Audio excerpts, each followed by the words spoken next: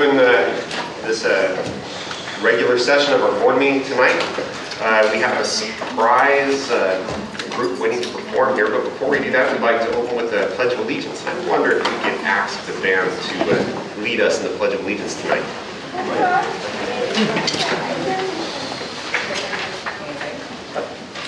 I pledge allegiance to the flag of the United States of America and to the republic for which it stands, one nation, under God, indivisible, with liberty and justice for all.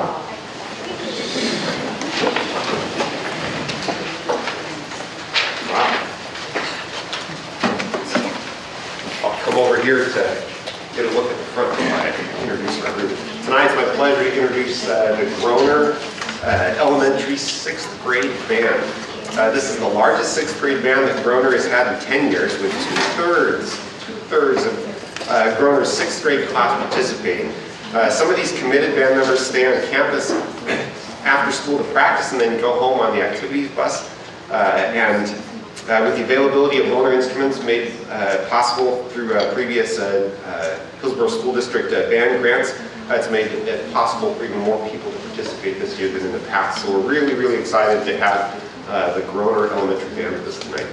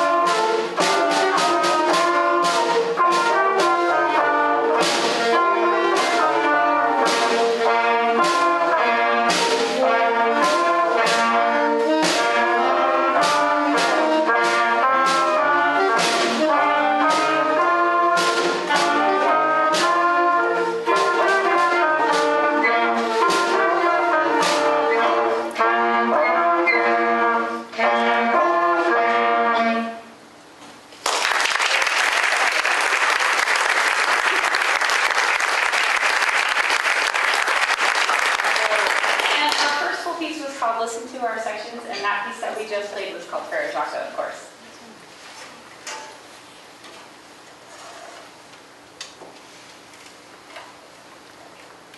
My name is Morgan Lasky DePaula, and I'm Alea Moore, and we'll be playing Oral Age.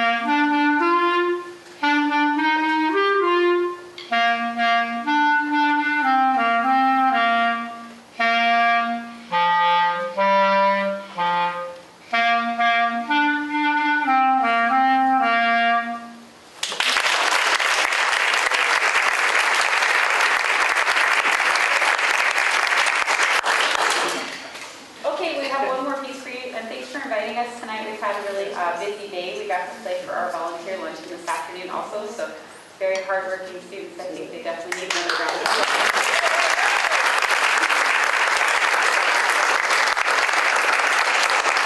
And our last piece for today is Sakura Sakura.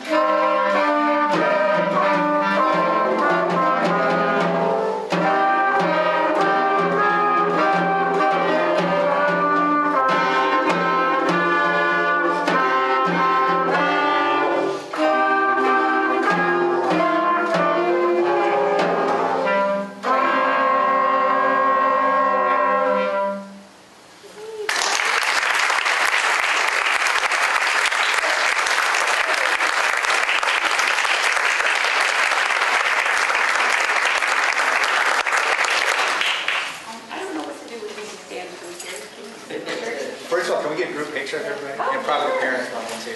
Without the stand. Thanks for having us. It's fun. Good, read the sign of relief. We'll finish.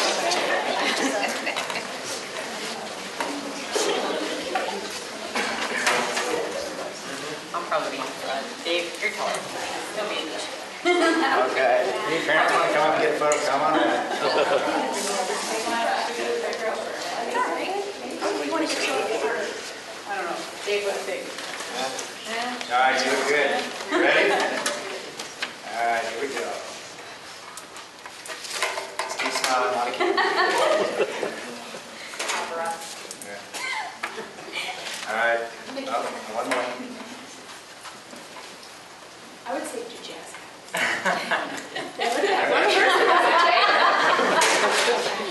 Thank you, guys. Nice job.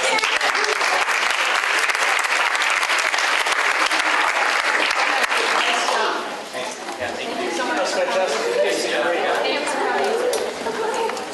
Thank you. Great Thanks for job. having us.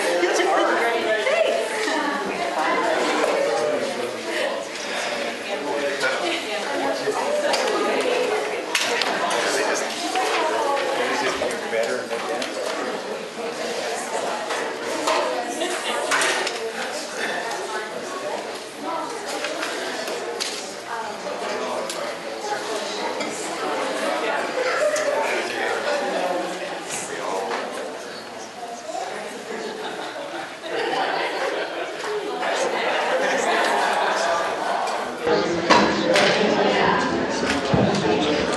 Okay, we're all back. It should be noted that I'm not Kim's Johnson. That Kim is out on other school business activities tonight. I am here. Wayne standing in, and we have Monty also on the phone. So he is joining us remotely. So to start us off, I would be looking for a motion for approval of the agenda. I'll make a motion that we approve the agenda. Second. We have moved by, I may maybe do all the names tonight, Glenn, seconded by the other guy, Eric. Any comments, questions? Those in favor? Aye. Aye. Opposed? Okay.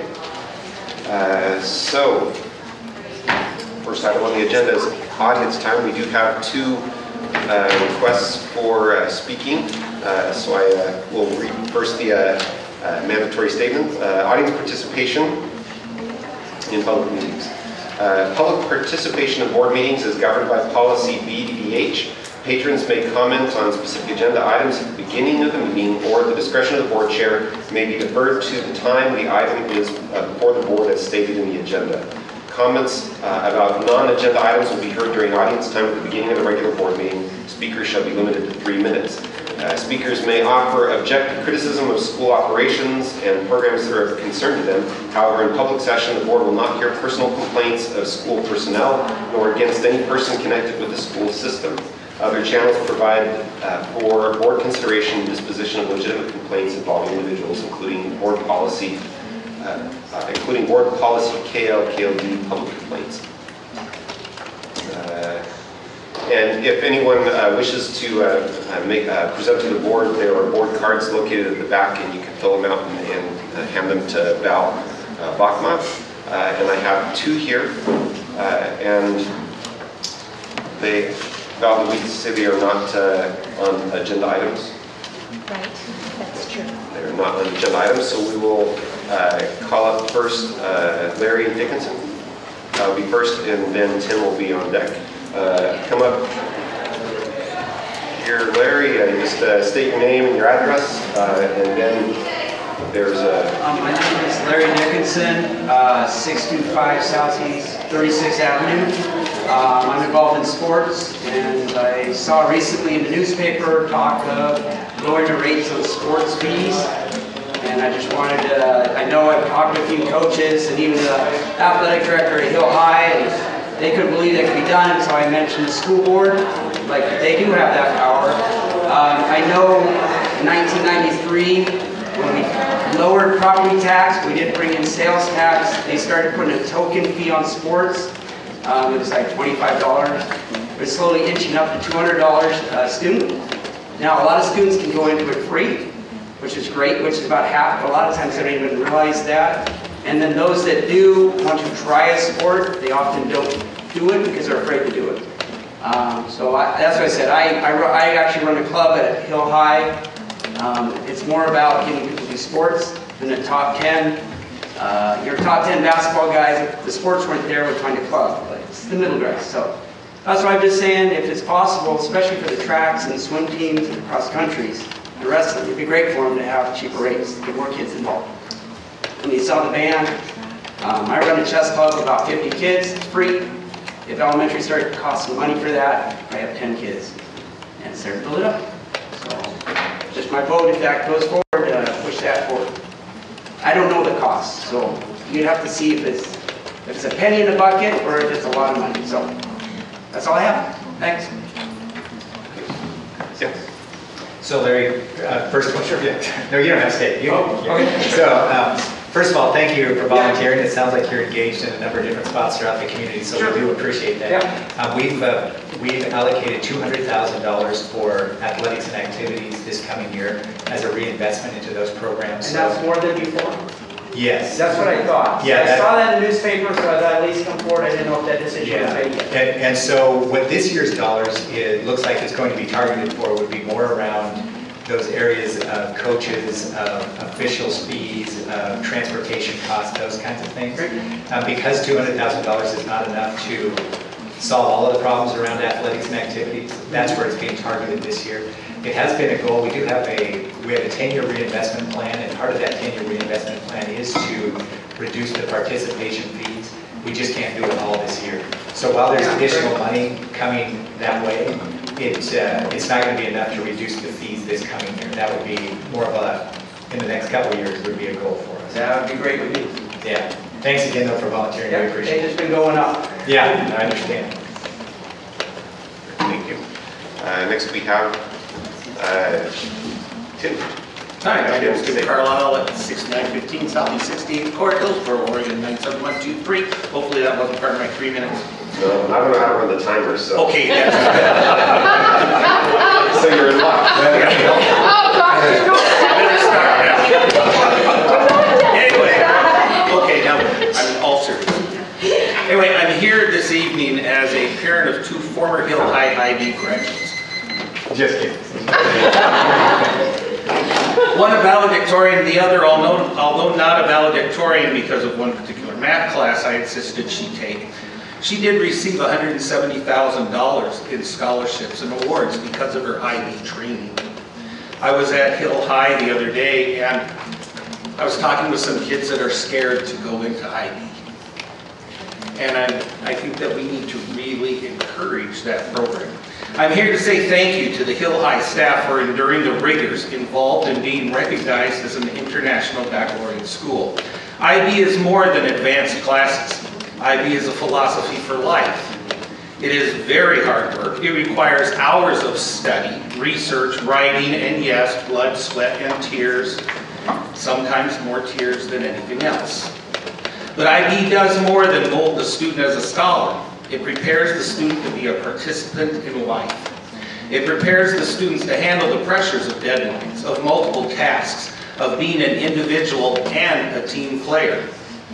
Both my IB scholars were also participants in choir, dance team, theater, young life, church groups, dance classes, and other extracurricular activities. IB teaches you to be tough and work to your full potential and beyond. My children did some very positive growing up during their IB years. They became confident in their speech, debating issues while putting unnecessary emotion aside and leaping straight to the heart of the matter. One daughter's classmates reluctantly agreed, after a 15-minute debate, that yes, dance is a sport. In closing, I thank not only Hill High for the IB program, but to every member of the Hillsboro School District staff and board. I commend you for your dedication to our children. Thank you. Okay.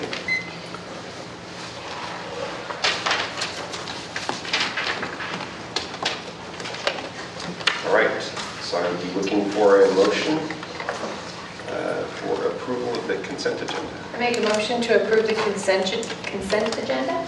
Second. Okay. Moved by, no, I'm writing all everybody's names down in front of me again, so could you remind me what your name is? Janine. Janine, that's right. I tell you, Not this way. in personal settings, do not ask me to repeat what your name is because it just leaves me. No problem. Monty's online, or yeah, I'm missing somebody. We got him in. Glenn, thank you. Actually, it was Adrian.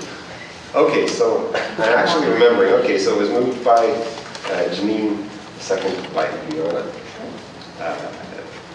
Any discussion? I just wanted to make a comment on the donation of the fire truck.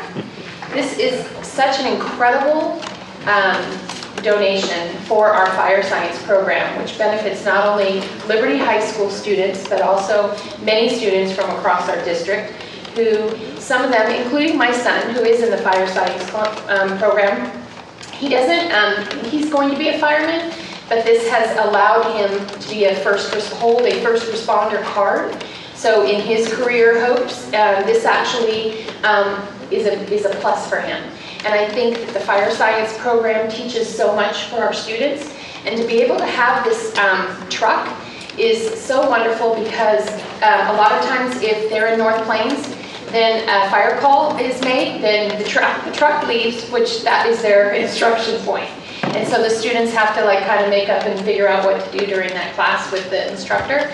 This way they will always have an engine there. And I just want to commend PCC and everyone for their investment in this. Talk about an investment in your career and college pathways program. So. Oh, just that it's 1997, so what would that be, like a 11th grader, or would it be a graduating senior? Oh, The age of it. To the age of it. Okay, it's been moved and seconded. Those, what's the word? in favor. Those in favor, say aye. Aye. Those opposed? Monty? He said aye. Oh, okay. All right, motion passes. Okay, we have our first action item of the night is to approve the high school course proposal, Early Childhood Development Associate CDA certificate with Travis. Thank you. Good evening.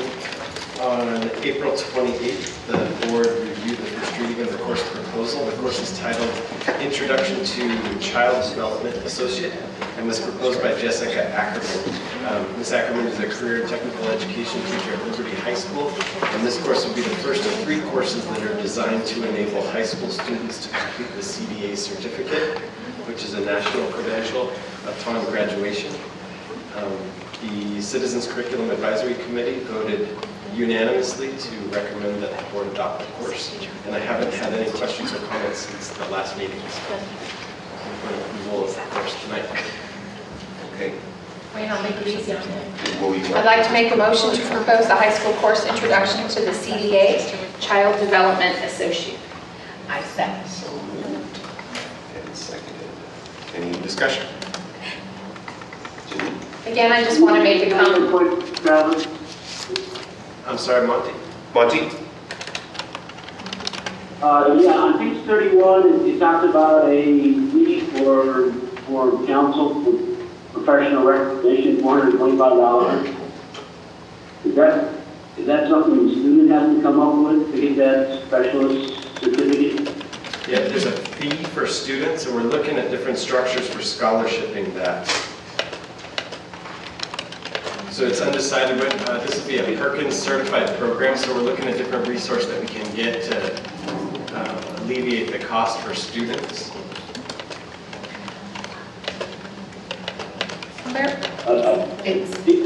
I heard scholarship, so are we trying to help the students defray some of that expense? Yeah, he's not doing it here. I'm not sure the mic's picking up. Is the mic? Monty, can you hear me? It's here. Would you like me to come over? Yeah, just come on. Yeah. Please hold for 1 moment. Restarted itself. Oh. Hi, Monty. This is awkward. Hey, Travis.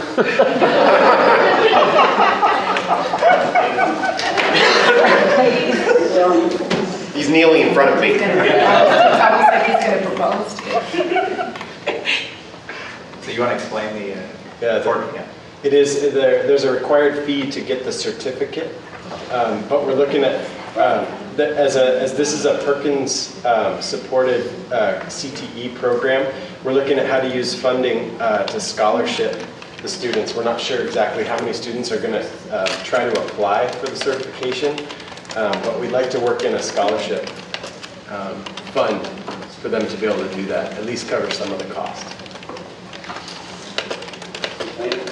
Yeah, I would think it would be very beneficial for them to get the certification because they went through all the rigor and doing all the work and to be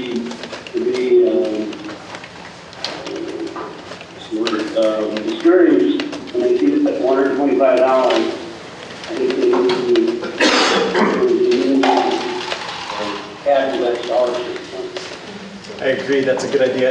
Also, the page just before the one that you were citing, it talks a little bit about how this is an overall savings to students and families in terms of the tuition they'd have to pay if they did this as community college enrolled students rather than covering the coursework in high school. So I agree with you that we should look at different funding resources for the students to be able to accomplish that.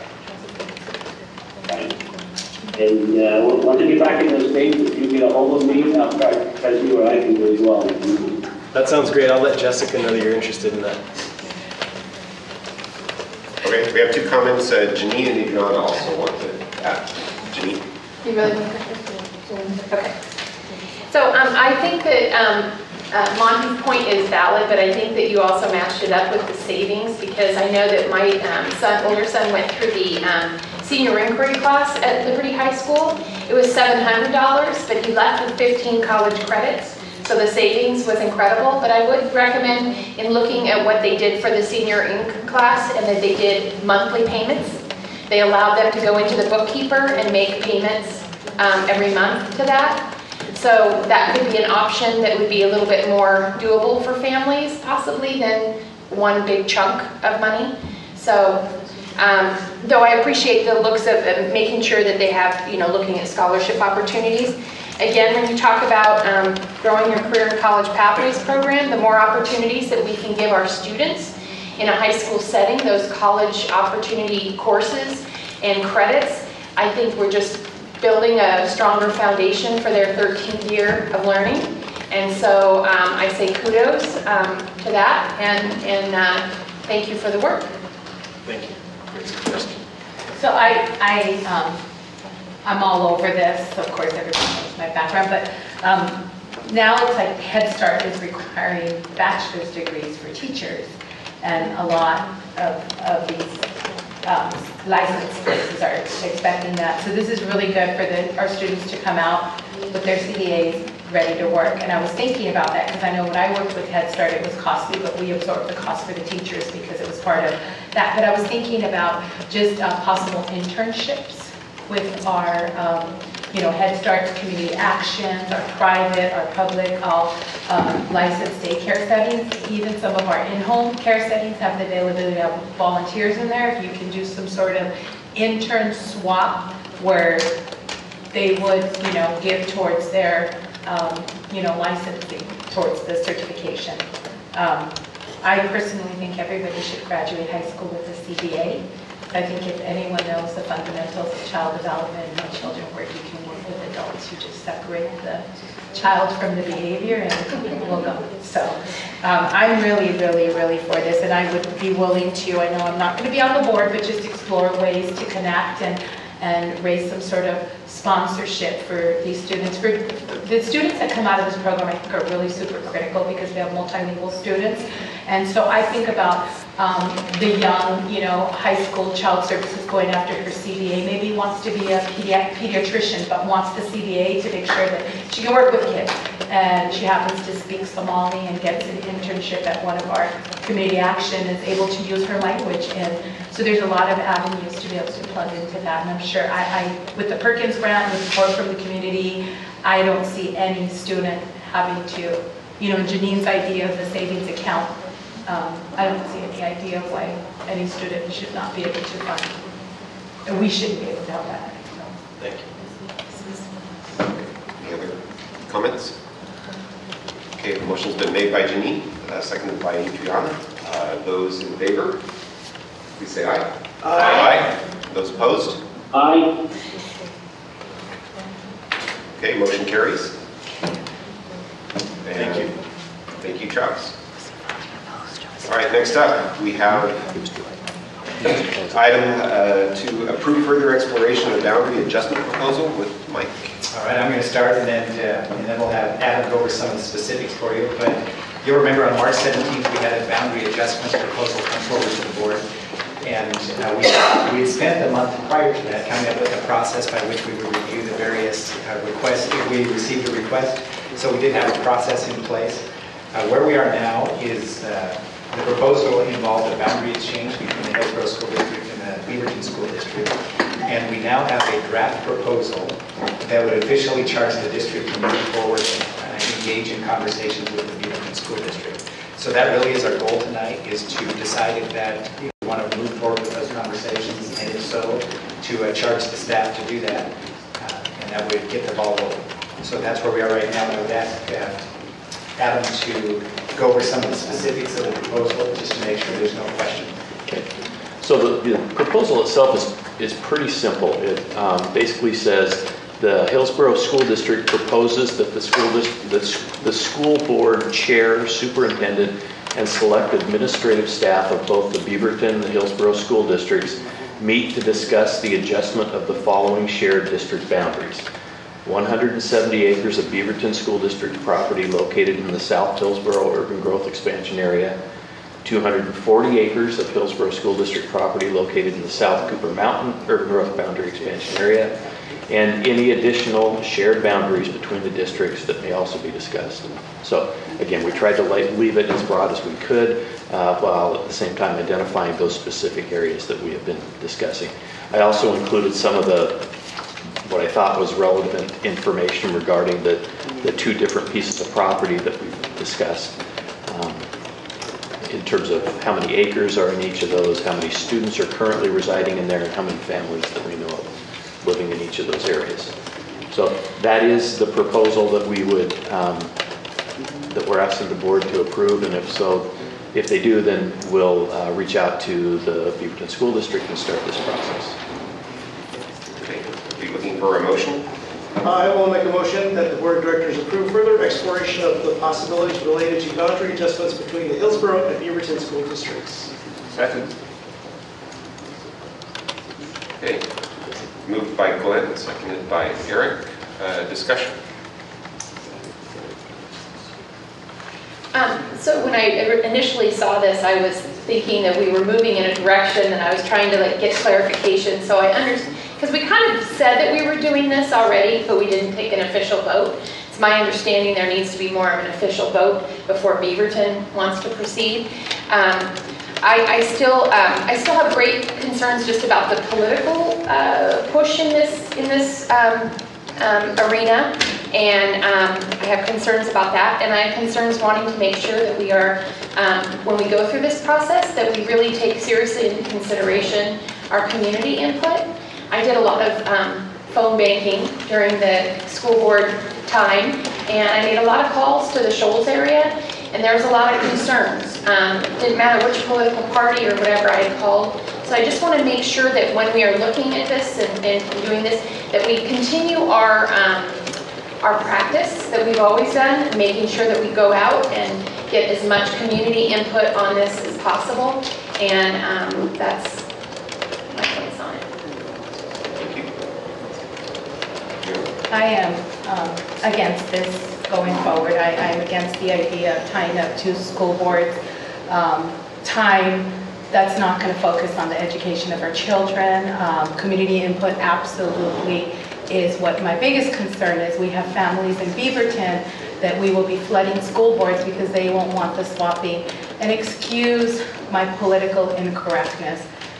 This is totally incorrect, but I feel like I have to say that the days of swapping and Indians and cowboys are over. And I think that we really need to focus on the education of our children closing the achievement gap, thinking about the uproar and the time it's going to take from our community, from our parents, flooding board meetings, flooding all the time, as well as the media, posting all of the not happy relationships. Why are we going to expose ourselves as school districts in Washington County to really taint our relationships when all those children at the bottom are looking at us? And it all has to do with land swapping. It has nothing to do with their education. So I will say this again, and I'm sad to say that this is probably my last voice I'll have on the board on this, but I'm really hoping that the community really looks at the focus that it's taking away from the education and making Hillsboro School District premier school district the way it should be. This isn't time to be swapping about our kids, closing achievement gaps, and moving forward. And that's just where I stand. Okay, I didn't see which one was first. Glenn. All right, so first of all, I appreciate the comments on our colleagues, but I could not disagree more about this not being about education. One of the things that the analysis pointed out, Major Allen, was that this is going to save, conservatively, $14 million in taxpayer money. You're concerned about making ourselves a premier school district, and I totally agree with that. I totally agree our focus needs to be on educating our children. I will cite a couple of uses for that money. I mean, besides the obvious of just letting our constituents keep their own money. You know, I do a lot of reviews of technology grants, for instance. One of the requests we had not too terribly long ago was from the science classrooms, where they asked for test equipment, saying that nobody does testing with pencil and paper anymore. They just wanted to have a few pieces of equipment that they fully deserve in order to be able to do that, and we're lacking basic things like that. If you vote no on this, you vote to build a school that, frankly, by moving the boundary, that the region doesn't have to buy. That gives us the flexibility to do some other things with that money that are actually very relevant to the classroom and very relevant to bringing value to our students. I said from the very beginning that the reason I brought this forward was because I truly believe that this is the best thing for our students and families. As far as like anyone who lives in the area now, completely not concerned about that. As far as them making a choice, they're not going to be locked into, they can be grandfathered into whichever district that they feel is right for their family. I would not want to pull a kid in high school or junior high school, whatever, out of the Beaverton and make them go to Hillsboro if they didn't want to go. So this is not about that. This is making a smart economic decision, but also one that I think is actually best for our families. So that's why I brought it forward. It has nothing to do with anything else. It's nothing to do with politics. It's nothing to do with a particular individual. I feel it's the right thing. So that's why I brought it forward. That's why I support it. Yeah, well, I think I was pretty much going to say the same thing as Glenn. Part of providing for the kids' education and being concerned about making us a premier district and all that is properly managing the resources of the district. Right? We know that we have lots of areas where we want to spend money, and here we have a proposal that could save us millions of dollars. So it'd be silly of us not to seriously consider it. Monty, since I can't see a hand, do you want to add anything on this? No, I don't have anything to add to what Glenn and Eric said. Okay. I was just going to add, the thing I appreciate about this is not that it's establishing facts one way or another, but it's establishing the conversation that we can start having to verify the beliefs and investigate it further. That's what I most appreciate about this, is a way of stepping forward to see what the right decision is. It's not a decision to do something, it's a decision to find out the necessary information so that we can make a good decision. Just a couple of things that I want to share. I do agree with you as to why you brought it, and how you wholeheartedly believe it's going to save money, and it will, according to your data.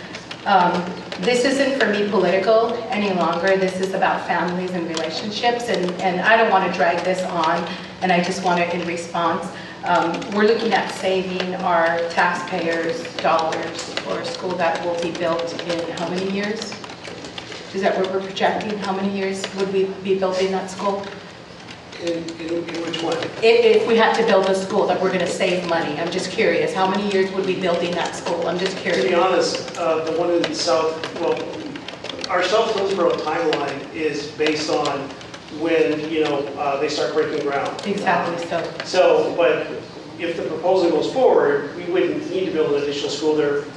What we projected to build now is already, we'll take care of that. Yeah. As far as on the South Cooper Mountain, they're actually a little bit more advanced in their planning. I think that they're going to start breaking ground in several areas there shortly. But if we had to build a school, just like the South Hillsboro, we were expecting to have houses there by ground was supposed to be broken.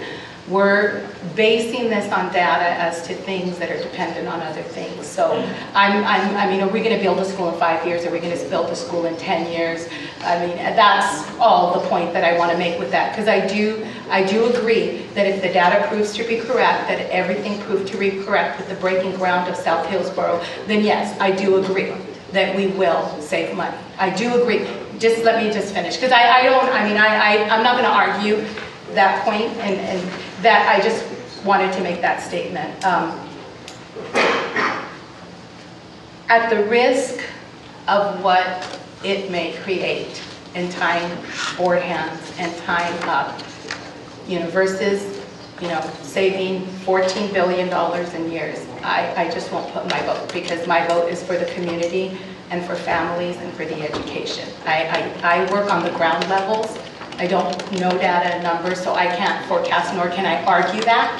I just go based on experience. So my life experience in one is very clear. The South Hillsboro, we're supposed to be breaking ground, we're not. Things change. So at this point in this time right now, my vote just stays there for that reason. And that's it. Okay, we heard. Good, great. So the motion has been made by Glenn. Seconded by Eric. I see no further discussion. Those in favor of the motion, please say aye. Aye. And those opposed? Nay. Nay. That motion is carried. 4-2.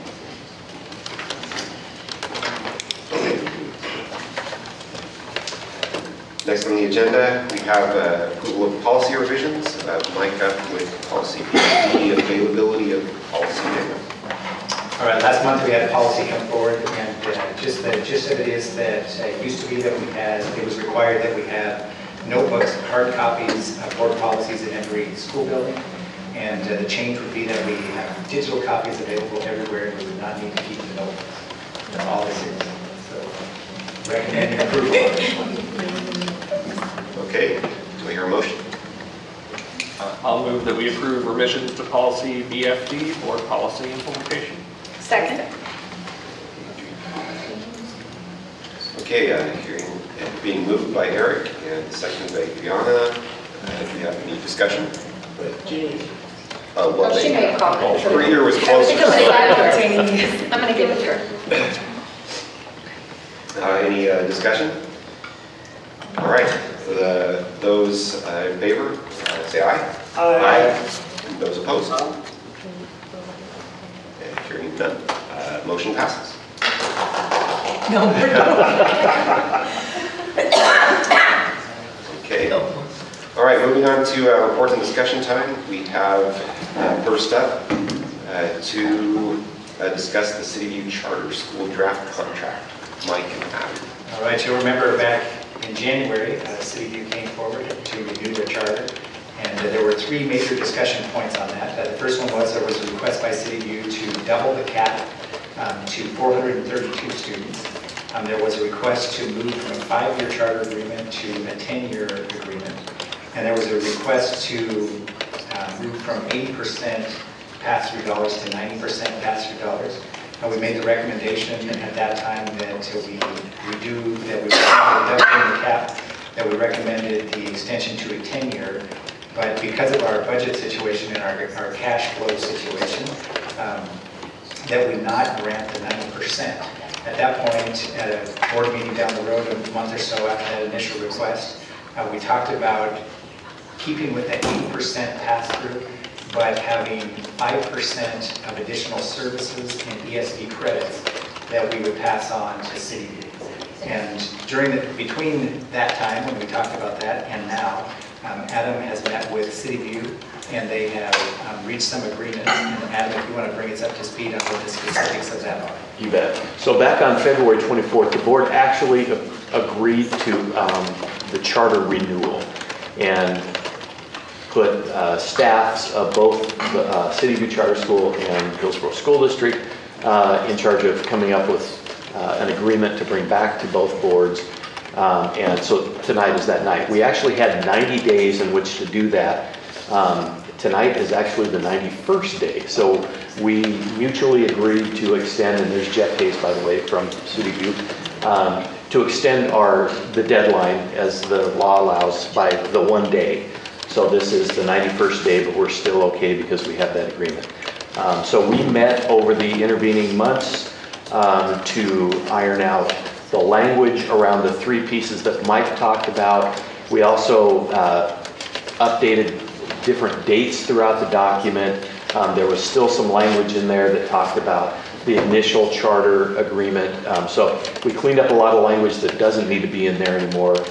We drafted the language around the additional 5%, and you'll see there's now an Exhibit B at the very end of the document that lays out the 5% spending plan for next school year. And the language within the document states that each year we will go through the process of identifying how that 5% is going to be spent. What else? We also updated the language in Exhibit A, which talks about the goals and evaluation guidelines. Steve and Jeff worked together on that language. All in all, I would say it was a it was a good process. I think we had some good conversations. I think we have a document that both the school district and the charter school are proud of and feel that will last the 10 years that we've assigned to it. So I'm happy to answer any questions about the changes that we've made, and Jeff can help me.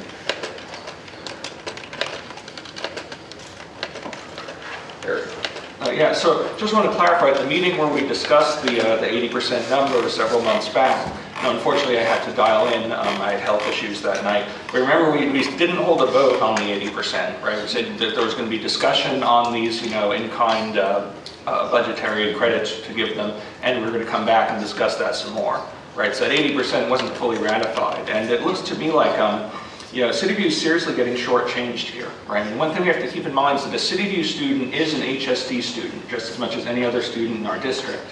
And if we look at how much we spend in our all funds budget, we spend over $11,000 per student, right? And about a year and a half ago, we went over a little exercise with Adam of figuring out, okay, if we subtract from that $11,000 the stuff City View doesn't do, how much we're really spending per student in sort of equivalent dollars. And we still got to something between $8,000 and $9,000, depending on how you judge certain things at the time. And of course, this per student funding that City View is getting a percentage out of is significantly less than that. It was 7,000 something. So even if City View requested 100% of this per student funding, I think they'd be getting shortchanged a little bit. But City View made a much more modest request. They didn't ask for 100%. All they asked for was 90%. And I think for their willingness to meet us at that lower level and reduce what they're taking from the rest of the district, despite the fact that they're still getting seriously shortchanged, they should be rewarded for that, and we should give them the full 90%. So in other words, the 85% in cash plus this 5% credits. So I would suggest that we should amend this agreement to start with their percentage at 85% rather than 80% before adding those 5% credits.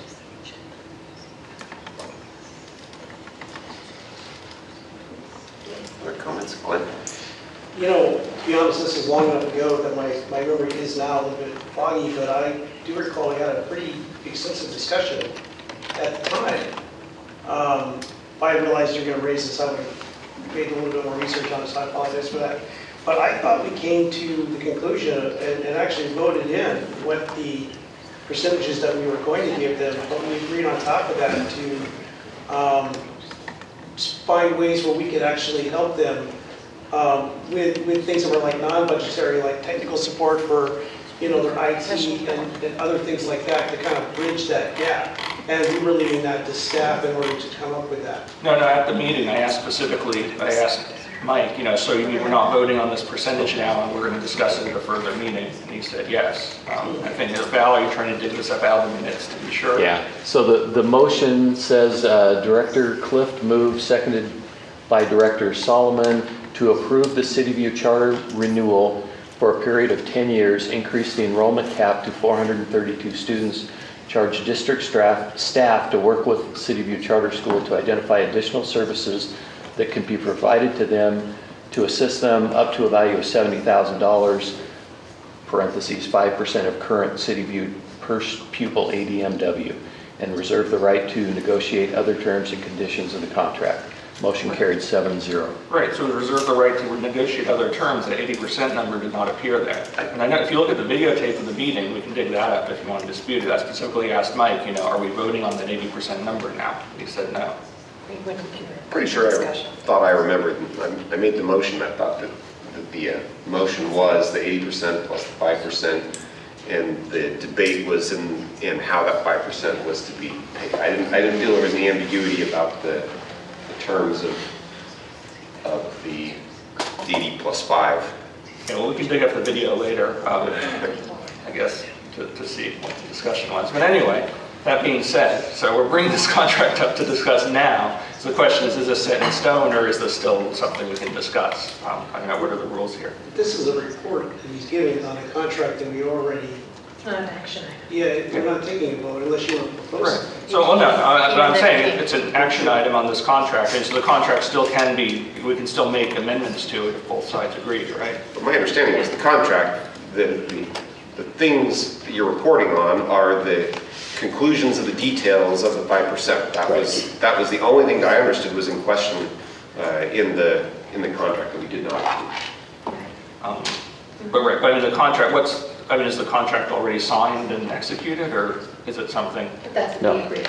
But I think if we decide we want to increase the number, I don't think the guys from City View are going to say, no, that's not fair, you're changing the contract, you can't give us more money.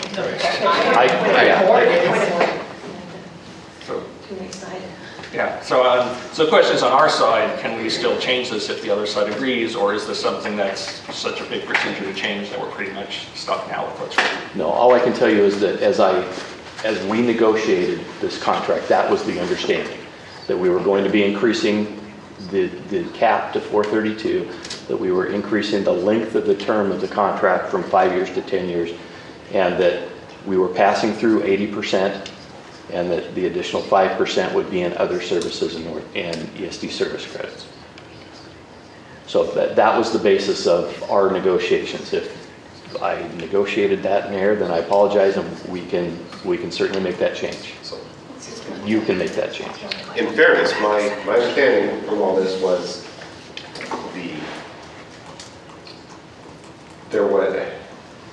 I'm sure they'd be happy to take more money. I think the decision here, when we have the discussion about 80% versus 90%, and we had a healthy discussion about what that should be and where the magic numbers came from in the first place, I believe all that healthy conversation resulted in what appeared to be a benefit to the district, or benefit to the school, with the extra 5% of services in lieu of cash, that the board came to an agreement to approve. And I didn't sense from that conversation, I sensed from all that conversation that it was the win that we achieved that good outcome. Okay. Yeah, I guess I won't push it now. I was right out of the hospital at that meeting on heavy drugs and dialed in by phone, so I might have missed the sense of that. But I didn't sense that there was any desire that wasn't a successful negotiation of the desire of the board. So I congratulate Adam in interpreting correctly what we've intended, that's perfectly appropriate. Okay, any other questions on that? Okay. So next up in our report and discussion list, we have the financial report. Adam? I'm happy to report that our new risk manager, Lee McCarthy, has come on board. She is replacing Yvonne Ducart, who held that position for many years very successfully.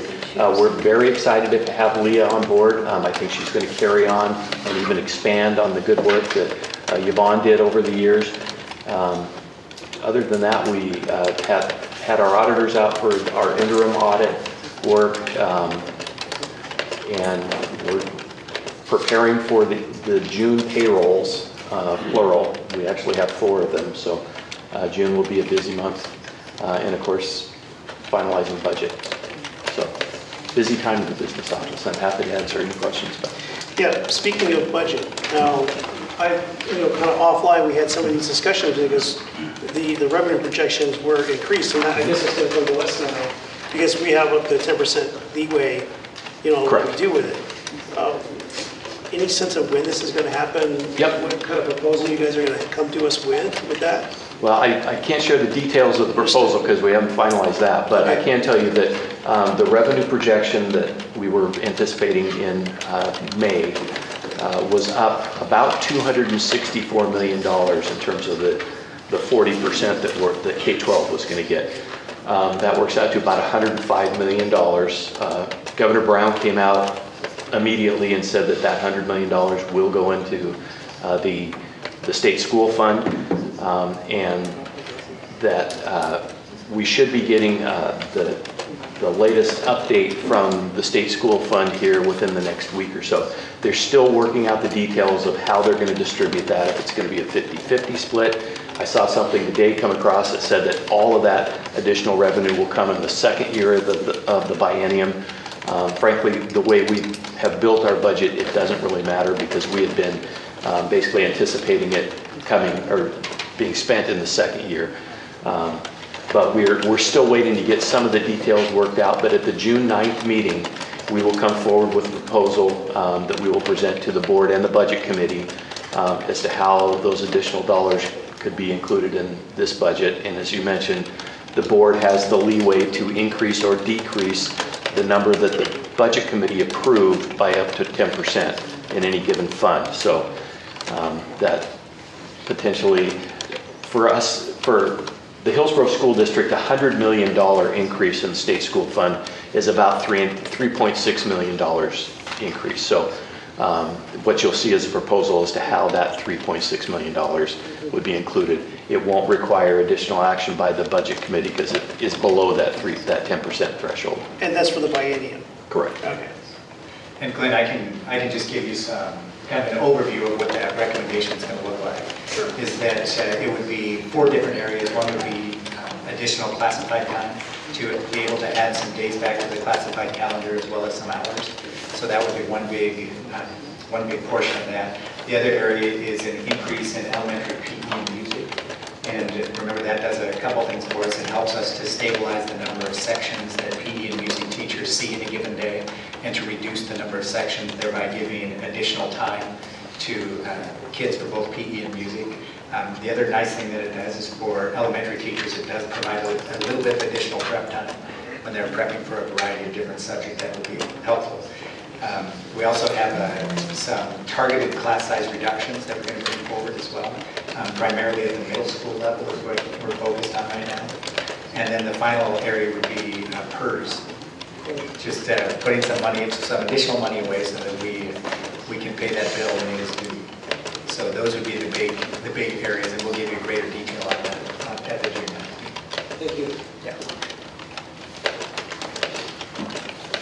Any other questions for Adam? Just for clarification, on the June 9th, are you inviting the budget? Yep. Did you say that? Okay. Yeah. At the last budget, when the budget committee approved the budget, we knew this was a potential, and we told them that we were planning on inviting them back to the June 9th meetings. Sure. And I got emails from 4 of our 7 budget committee members the day after the revenue forecast came out saying, we're going to meet, right? So they're anticipating that. I just need clarification or comment on that, is that I want to just give some praise on the budget process. And I just really think that Hillsboro is a model for how the budget process is done, the amount of information that gets out there. This has probably been one of the most active board budget committees. Mm-hmm. The questions that were asked, the thoroughness, of the questions they were asking, I think was incredibly impressive. And I think that because there was so many informative meetings up to the time of our official budget decision and budget meeting, that they had a lot of information that they needed. They felt like they were equipped to make an educated decision. So I just say kudos to that. Job well done. Thank you, Anna. So we are up with our partner organizations. I see from ESD, Paul. Are there any top report? It's just you. Just have fun. And then Maureen. Yeah.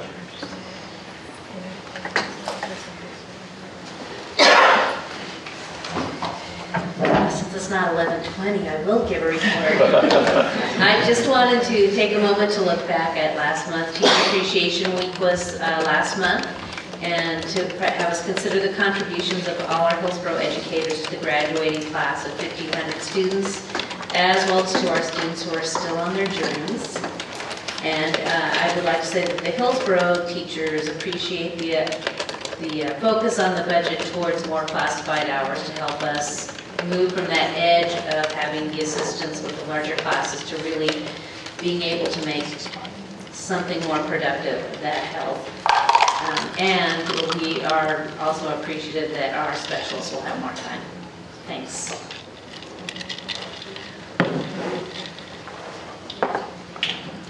So I just kind of wanted to stand up here to reflect about some of the lessons that I've learned this year as being the union president and seeing this organization function.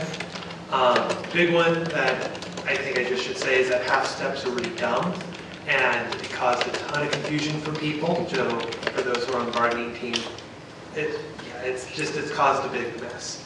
Other things I've learned is that gain share money is not the greatest to be used for classified hours, because it comes in a really weird way, and principals don't always know how to use it properly, and there's a big disparity, there's big differences in buildings about how they use it.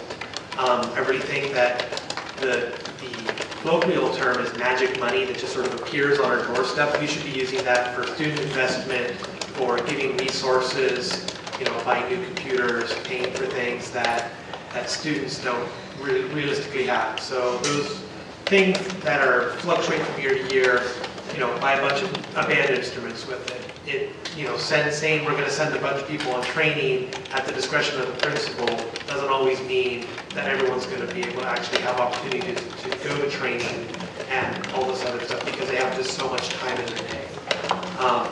I did also learn that we have a really dedicated board who is really engaged in student achievement, who really care about students in our district, and I really appreciate all the work that they've done this year.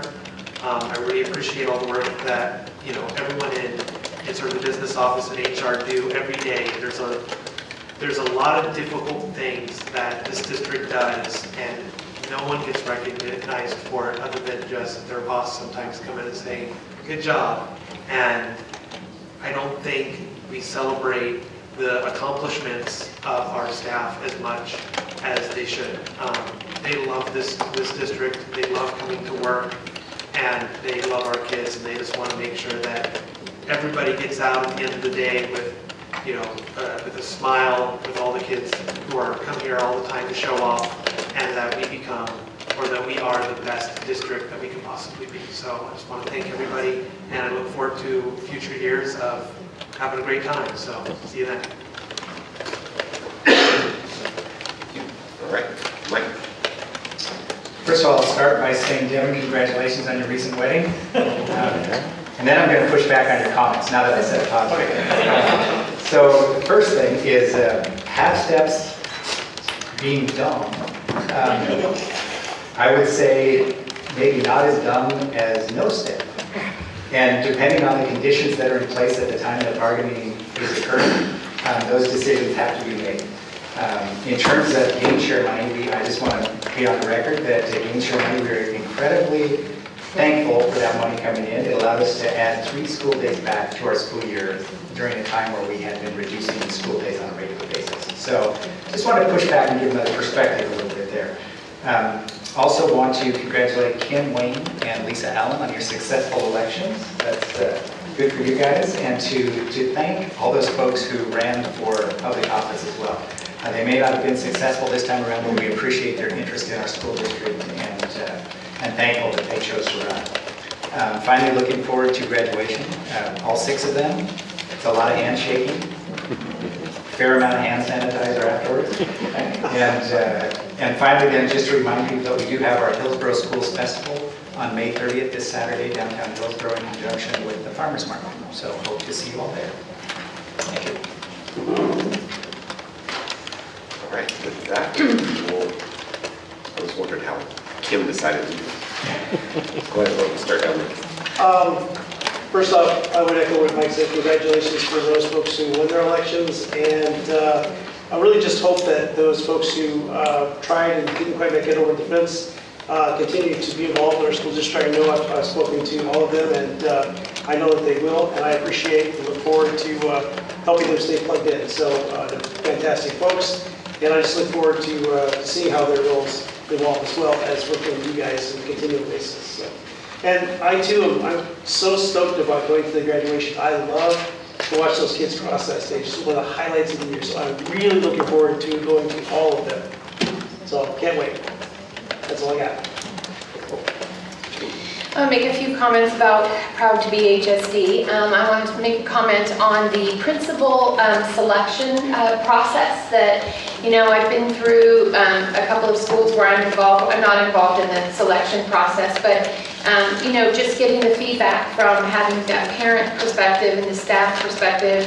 And, as far as, I'm not sure if I doubt this happened at the elementary, but I know at the high school you had a student perspective on there. And I just think that's a very valuable process. I think it's appreciated from those that are involved. And I think more people need to understand how that selection, process is made, maybe a little bit, clearer to the families as to how that was done. So kudos. I also attended the retirement celebration, which is it's incredible. Some of those folks have been working in the district, 37 years, one of the gals? 37 years. And just incredibly inspirational to know they have served for so many years of their life, inspiring, helping, educating students to be productive citizens. And that's a lot of pride. The Career and College Pathways program, we're doing great things for our students.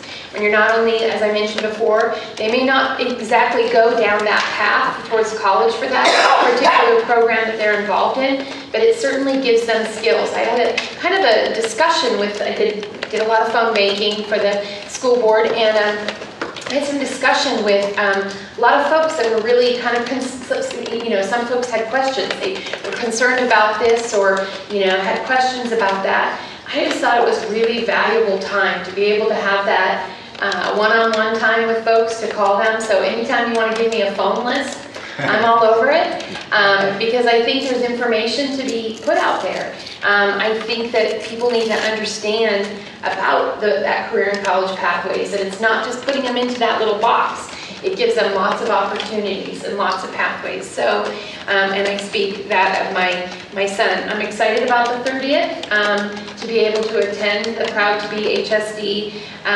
portion of the farmers market. I think we should all be encouraged to attend and be part of that because I'm super proud of being a member of the board.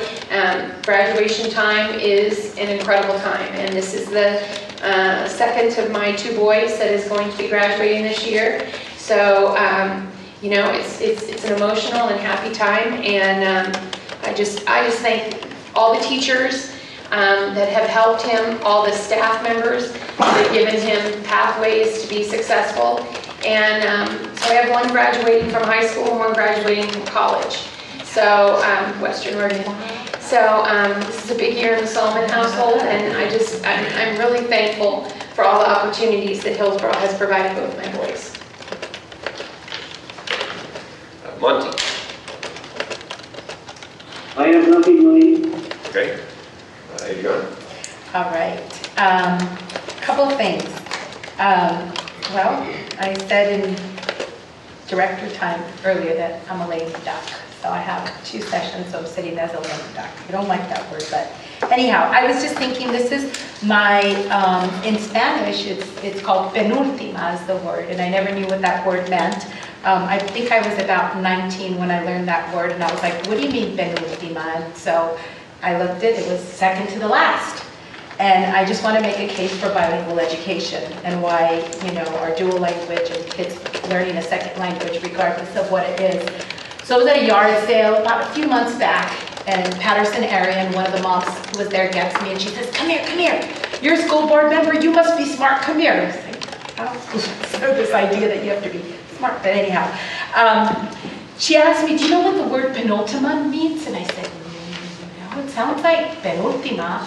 And she's like, well, I just got this text from a friend that says, I'm at the penultimate, I don't know, of whatever.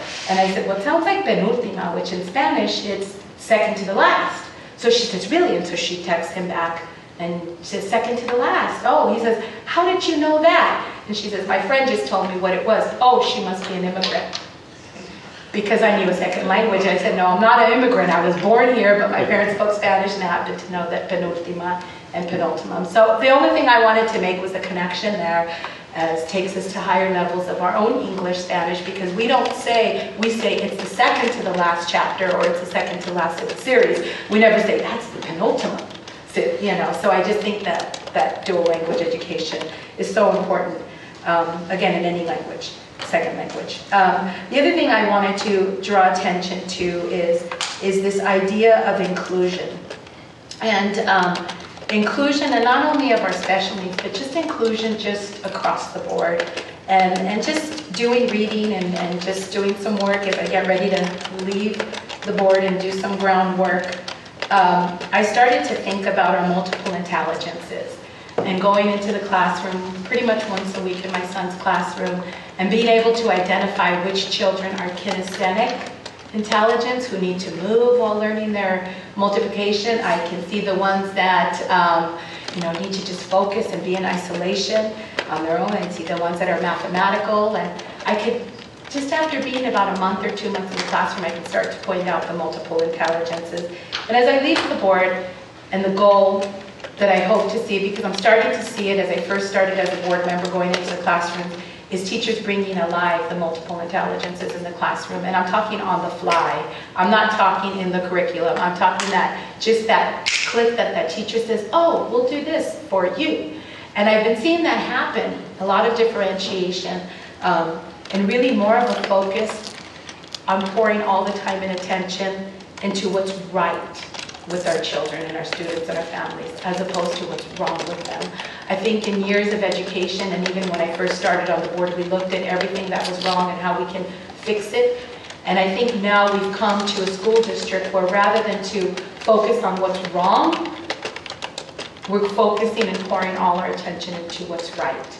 And I really hope that we can keep our relationships on the board as best as we can, so that we can send that message to our kids. So we're just going to pour all our time and attention into what's right with you and your families, and let's just see what happens. And I think we're doing it, and I think we're slowly seeing what's happening now. And I'm really, really excited to have been part of a board that does that and that's going to do that, and I will hold you accountable. I can be on there on audience time, so. Thank you for all these years of experience, for this incredible transformation and this opportunity to let it be my penultimate board meeting. I hope I pronounced that right. Penultimate. What is it? See? Oh, it's like the ultimate? Oh, yeah. See, I can't. I don't code and decode that quick, so I throw some of my Spanish over. Okay, sorry. Not much to add. I'd just like to say gracias to Adriana for her years of service to the board. And it's been a busy past couple of months. I'm really excited that the election's over. And I'm gratified for all the people I've been able to talk to over the election process. New perspectives, new ideas, lots of people, lots of interest in the district. I'm proud to be HSD, proud to be on this board, proud to be able to come back and work with all of you. Looking forward also to next week. Graduation week's great. wonderful activities, lots of stuff leading up to it, and lots of closure activities, not just in the high school end, but all through the school. So watch for all the excitement as every grade kind of reaches that exciting point of finishing up and demonstrating what they're learning. There's a lot of opportunities to take advantage of. So with that, we will call it a night and we're adjourned.